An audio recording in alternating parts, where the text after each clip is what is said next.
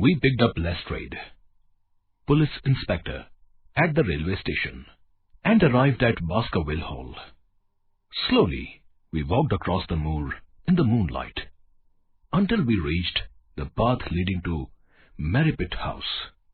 I could feel the tension as we walked with the cold wind on our faces and dark, empty spaces on either side. "My God, it doesn't seem a very cheerful place," said Lestrade with a shiver. We moved silently and carefully until Holmes stopped us when we were about 200 yards from the house. "This will do," he said. "We can hide behind these rocks. Watson, you know the place. Creep forward quietly and see what they are doing." I cautiously moved down the path till I could look through the window. There were two men in the room, Sir Henry and Stapleton. They were sitting on either side of the round table, with coffee and wine in front of them. Stapleton was talking animatedly, but Sir Henry looked pale. "You say the lady is not there?" Holmes asked, when I had told them what I had seen. "Yes, and there is no light in the other room except the kitchen." A dense, white fog hung over the Grimson Mire and was slowly moving in our direction. "That fog is slowly moving towards us," said Holmes. "It is the one thing upon earth that could upset my plans. But it's already 10 o'clock. Our success and Sir Henry's life depend on his coming out before the fog is over the path." As the fog moved towards the house, Holmes dropped on his knees and put his ear to the ground. "Thank heavens, I think I hear him coming." The sound of quick steps broke the silence. The steps grew louder, and through the fog we saw the man we were waiting for. He walked swiftly along the path, passing close to where we were hiding, and quickly moved on.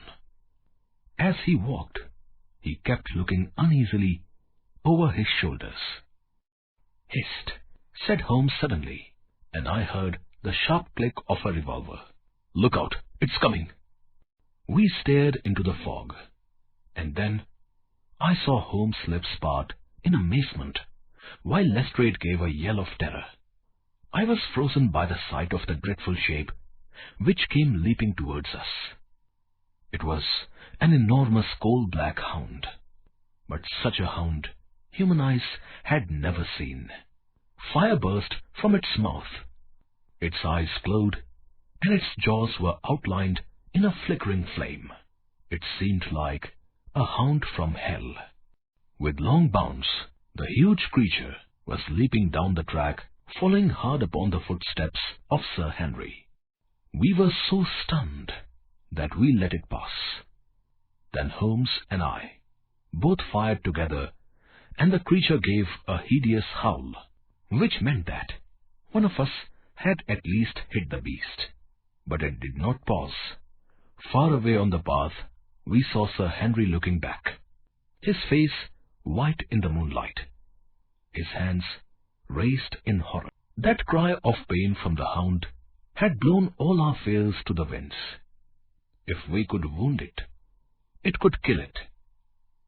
I have never seen a man run as Holmes ran that night. Ahead of us, we heard Sir Henry scream and the deep roar of the hound.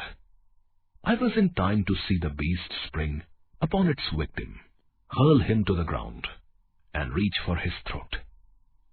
But the next instant, Holmes had emptied his revolver into the creature. With a last howl of agony, it rolled upon its back, its 4 feet pawing the air. Twisting and turning, it finally fell limp on its side. The giant hound was dead. Sir Henry lay weakly where he had fallen. We loosened his collar, and Holmes breathed a prayer of thanks when he saw that there was no wound and that the rescue had been on time. Already our friend's eyelids shivered, and 2 frightened eyes looked up at us. My God, he whispered. What was it? What in heaven's name was it? It's dead, said Holmes. We have laid the family ghost at rest, once and forever. In sheer size and strength, it was a terrible creature, which lay stretched before us.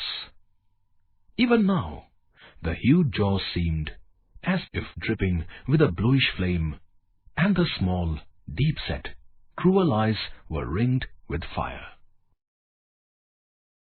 I touched its jaws, and as I held up my fingers, they gleamed phosphorus, I said, cleverly prepared to have no smell, as it would have interfered with the beast's sense of smell.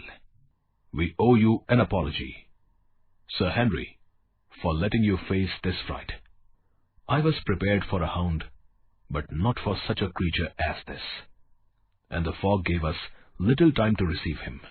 You saved my life, but not before putting you in danger first. Are you strong enough to stand? He staggered to his feet, but he was still pale and trembling. No more adventures tonight, said Holmes. Wait here, and one of us will go back to the hall with you. We helped him to the shelter of a rock, where he sat shivering, while we walked towards Merripit House. Later, Beryl, who is actually Mrs. Stapleton, is found bound and gagged in an upstairs room of Merripit House. She leads us to Stapleton's secret hideout. But by the time we reach the secret place, Stapleton is dead, having slipped and fallen into the mire.